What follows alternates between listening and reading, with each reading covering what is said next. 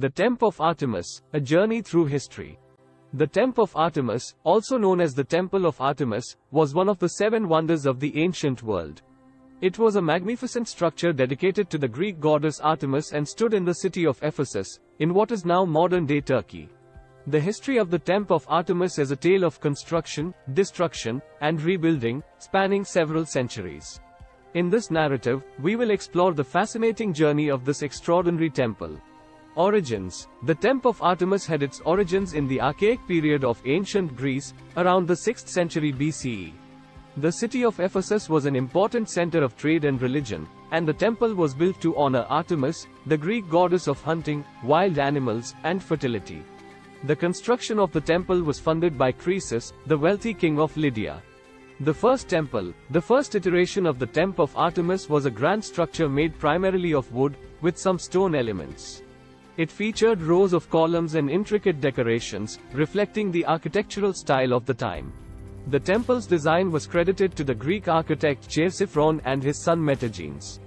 Destruction and reconstruction. In 356 BCE, a man named Herostratus set fire to the temple, seeking infamy for his act. Although the first temple was destroyed, the Ephesians were determined to rebuild it. Under the direction of the architect Scopas, construction of the second temple began.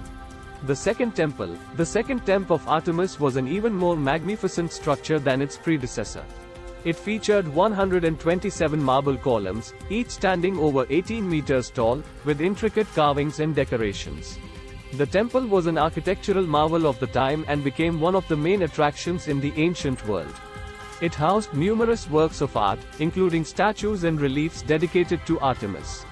Hellenistic and Roman influence. During the Hellenistic period, the Temp of Artemis underwent several modifications and expansions. The renowned Greek sculptor Praxiteles contributed to the temple's beauty by crafting a statue of Artemis, which became one of his most celebrated works. With the rise of the Roman Empire, Ephesus and the Temp of Artemis came under Roman rule. The Romans respected the grandeur of the temple and made contributions to its upkeep and expansion. The temple became a symbol of Roman authority in the region. Destruction and decline. The second temple stood for several centuries, becoming a symbol of Ephesian prosperity and religious devotion. However, its fate took a turn for the worse in 262 CE when the Goths invaded Ephesus. The temple was looted and badly damaged, and its destruction was further exacerbated by a series of earthquakes. End of an era. The Temp of Artemis was never fully restored after the Gothic invasion and the subsequent earthquakes. The rise of Christianity in the region also played a role in the temple's decline, as Christian influence led to a decrease in the worship of Artemis. The temple gradually fell into disrepair and was eventually abandoned.